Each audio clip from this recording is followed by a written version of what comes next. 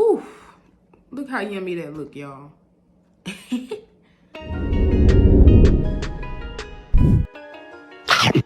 Yummy! Hey y'all, welcome to my channel. Today I'll be giving you a step-by-step tutorial on my viral seafood boil. And I'll be showing you all the tools you need to recreate this paper seafood boil. I hope you guys enjoy. Stay creative and have fun. Alright y'all, so we're starting with our corn here. As you can see here, all I used in this one was scissors, a black Sharpie, glue, and those 2 small sheets of paper you see right there.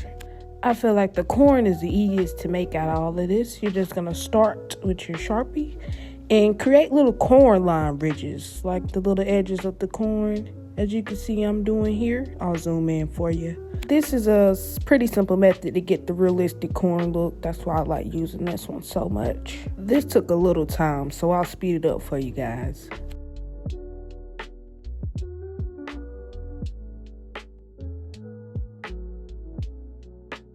Alright, and as you can see here, we are done. Now you're just going to take your glue and you're going to glue right here at this mark. As you can see I'm pointing at. Just take a little slide of glue down there. And after that, you're just going to roll that close and seal it together in the shape of your corn. Just make sure it's connected real tight. Then after this, I just took my scissors and I'm going to cut that in half, making 2 extra corns. So you can get 2 corns out of this one.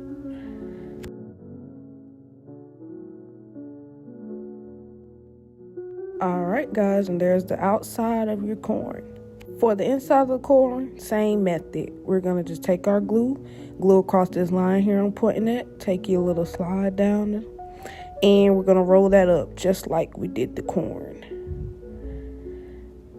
Make sure it is sealed.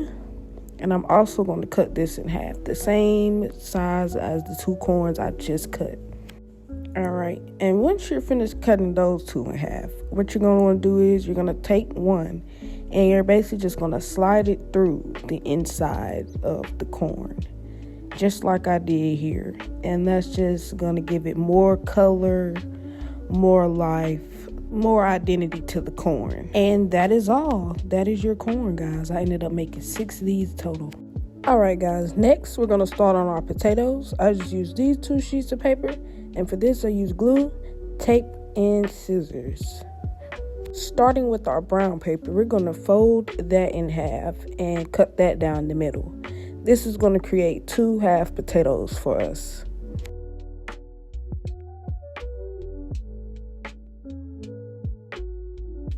Once you're done cutting those, what you're going to want to do is cut a small line down the middle, but not all the way through. And I'll show you what that's for in a minute. Do the same with the other sheet of paper.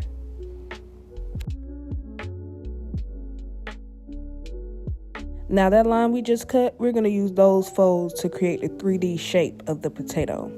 You can use either glue or tape for this one.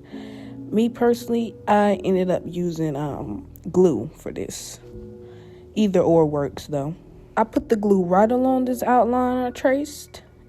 And when we're done with that, you're just going to fold that in. And I'll demonstrate that here in a minute. As you can see here, I'm just closing that fold right up where the glue is. And that is creating our 3D shape for the potato, as you can see. This back point here, just push that down a little bit for more of the oval type shape for the potato, so it's not just straight pointy. These 3 corners you see here, we're just going to fold those in. And this, once again, just creating shape for the potato, so everything is not sharp. I opened those 3 corners back up and I just put a little bit of glue in there just so we can seal them in so they can stay put. And that's all I did for this. You can go in with some more folds if you want to, if you just want to add more shape once again to the potato. But those are all the corners I use here. And there you have it. That's the half of the potato. And here, this is just me repeating the process a little bit more sped up with the other half of the potato. Now, for our inside of the potato, I just folded this paper into 4s And once you're done, you just cut those 4 squares out, which I only needed 2 for this one because it's only 2 potato halves, but use as much as you need. Now, what I did with these squares was I just lined them up with the potato just to get an idea of the shape of the circle I want to cut out. And I just cut it out from there. I say cut it big first and just trim little pieces off as you go just to get a more accurate size shaping. Now that we got our circles, we're going to take a piece of tape. As you can see me, I placed it here and I just folded the sticky side back, and I'm going to place that inside one of the lineups of the potato. As you can see, I did here. And I'm going to do the same with the other one. This tape is what holds the potato top in place. And what I'm going to do is I took another piece of tape and I'm going to do the same method on the other side. And I'm going to fold that to connect to the opposite side of the potato.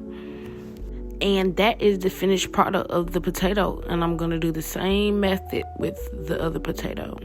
And after that, you should be done. And this is my potatoes. I made 6 in total. All right, next we're doing our sausages. I just used these 2 sheets of paper. I used scissors, red crayon, and glue. And I never end up using the red crayon. I don't know. Just ignore it. It's not important. I just started by cutting a small strip about that size you see me cutting for the outline of the sausage. And then the same method with the light pink sheet of paper. I placed some glue here along this area, and what I'm going to do here is just fold it up like we did previously with the corn. We're just going to fold that up and seal it.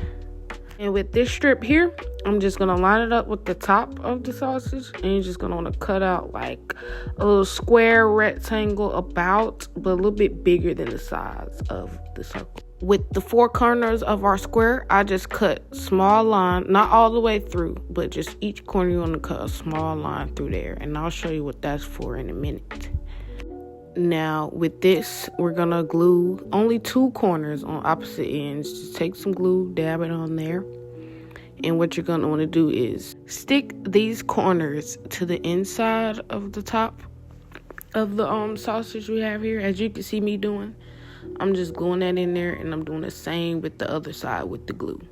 And those corners we cut earlier, those help you fold that in, and it'll lock it into place inside of the circle.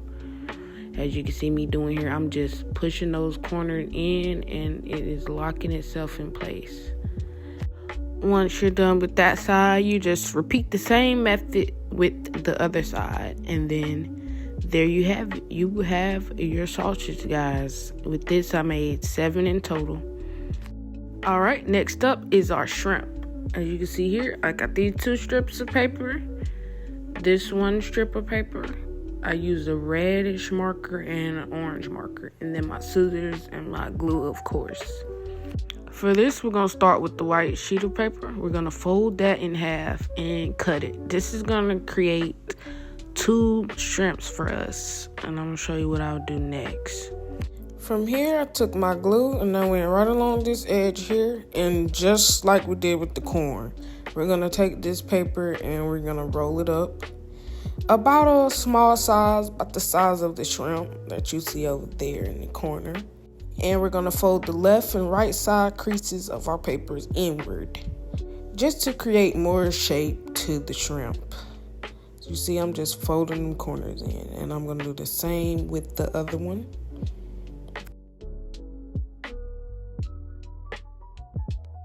Now here, I'm just going in with my red marker, and I'm just going to create lines. Little shrimp lines. These don't have to be perfect, just like you see me. I'm just doing little squiggly lines all the way down, up and through here. And now I'm going to do the same for the other one as well.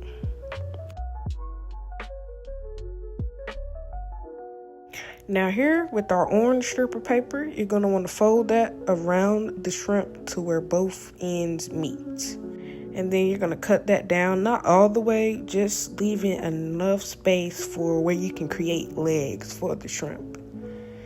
And then you're going to take your glue, and right where we cut it, where we left that space, we're going to glue that space together. And you just make sure that's sealed tightly and let it dry for a few. And then I'm going to repeat the same process as well with the other one.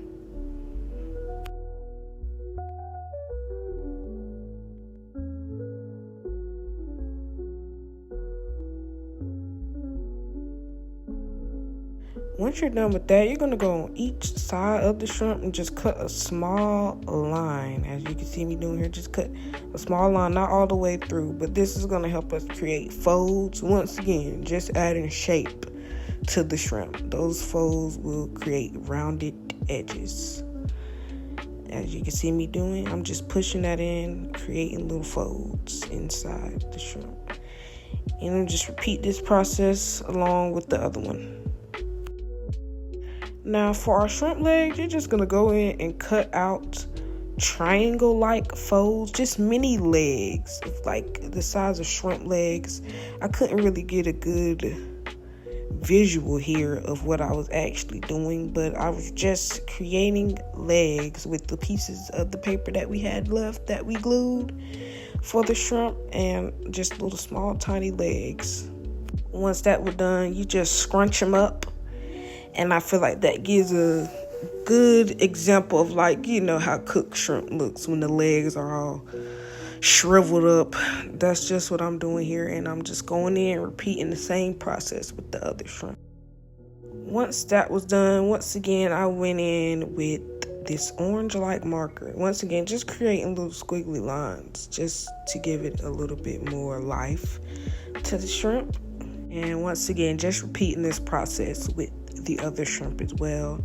I also went in with a reddish marker, adding more lines. Once again, just giving life to the shrimp for visual. Now for our shrimp tail, I used some scrap paper, and as you see here, this is just the shape I made. I don't know how to explain it, so I zoomed in to show you guys, but just the shape of a shrimp tail. Give it a little curl and leave a piece out so you can connect it to the other piece of the shrimp. After that, I just went in over the pencil marking with the red marker, just for more color, more life once again. And now I'm just going to cut this out.